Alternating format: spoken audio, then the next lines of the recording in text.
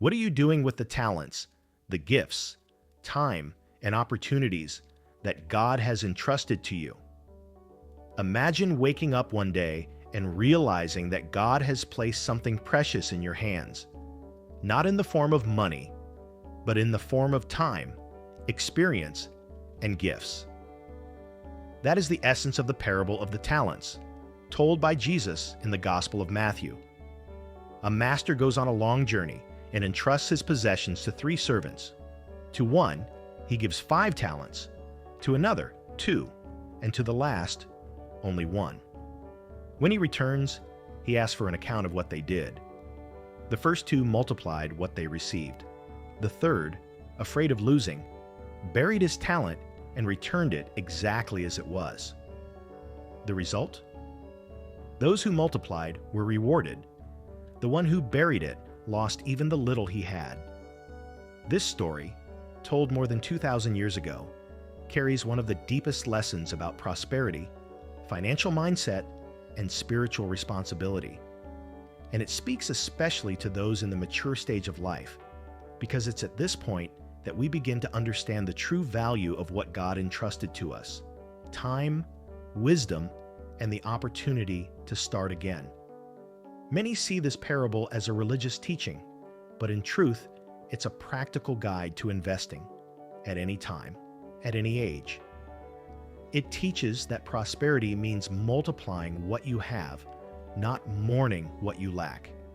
And that changes everything when we talk about financial rebuilding after 40. The first servant represents the one who understands the power of movement. He didn't overanalyze or freeze in fear. He acted, he applied, tested, trusted. And when the master returned, he had doubled what he was given. That's exactly what modern neuroscience confirms today. Action creates confidence, and confidence creates results. Prosperity is the daughter of courage. The second servant, even with fewer talents, did the same. And the lesson is clear. It doesn't matter how much you have. What matters is what you do with what you have. In the parable, talent is a metaphor for everything that's been entrusted to you: your time, money, gifts, relationships, and emotional intelligence. Those who multiply expand. Those who bury contract. And those who contract lose the flow of abundance. But the third servant, he represents a mind dominated by fear. He knew what needed to be done, but chose to do nothing.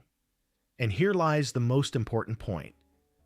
The fear of losing is the greatest thief of prosperity. How many times have you stopped yourself from investing, from starting a new project, or from learning something new because you thought it was too late? How many opportunities have you buried under the soil of fear? Fear makes you protect what you have when you should be multiplying it. And Jesus concludes the parable with a phrase that is almost a spiritual law of prosperity. To those who have, more will be given, and they will have abundance. But to those who do not have, even what they have will be taken away. This isn't about divine injustice. It's about vibration. When you act in the frequency of abundance, you attract more of that same energy. But when you act in the frequency of scarcity, you lose even the little you have. The universe does not reward fear. It rewards movement. After 40, this parable takes on a new meaning.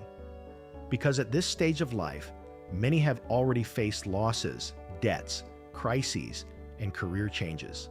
And sometimes, the weight of those experiences makes it seem like the time to multiply has passed. But the truth is the opposite. Now the soil is fertile.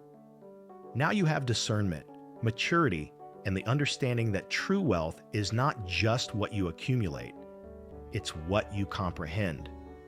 Mature prosperity is applied consciousness. And if you're starting over, remember this: the faithful servant didn't wait to have a lot before acting. He acted with the little he had, and the little multiplied. In the same way, you don't need vast resources to transform your financial life. You just need to start with what you have: a piece of knowledge, an idea, a purpose, a new habit.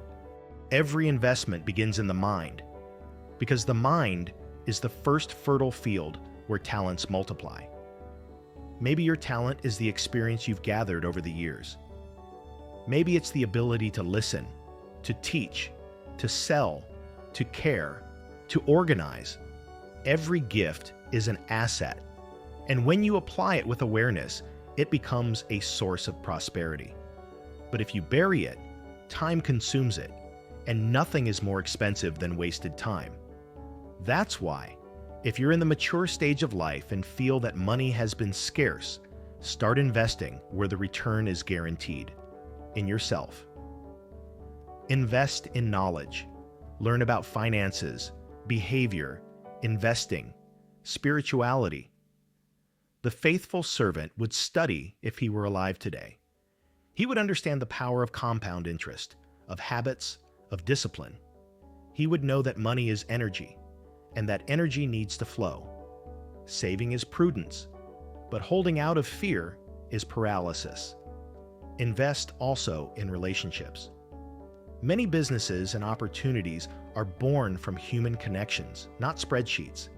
Invest in your health, because a healthy body is the temple of productivity. And invest in purpose, because purpose is the investment that yields the greatest meaning. Those who live by purpose don't work out of desperation. They work with direction. And prosperity always follows those who have direction. The parable of the talents is also a warning against comparison.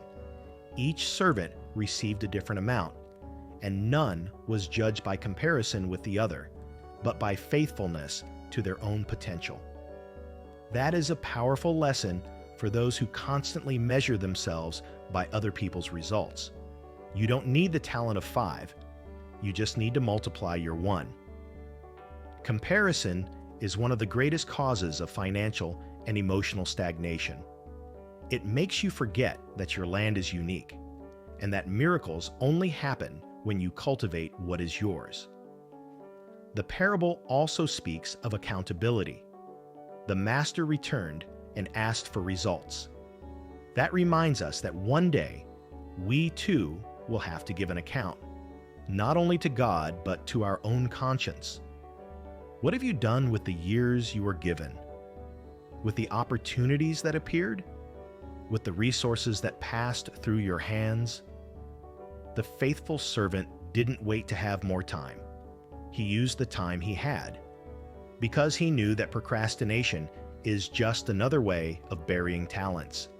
And when the master says, "You are faithful with little, I will put you in charge of much," he reveals the principle of expansion. Those who manage the little well will receive more. It's just like in the world of investments. Those who care for small amounts of money are training for the large ones.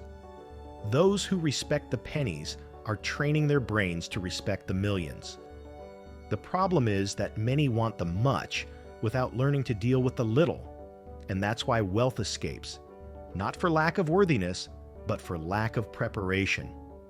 So today, I invite you to reflect. What talents have you buried out of fear, doubt, or discouragement?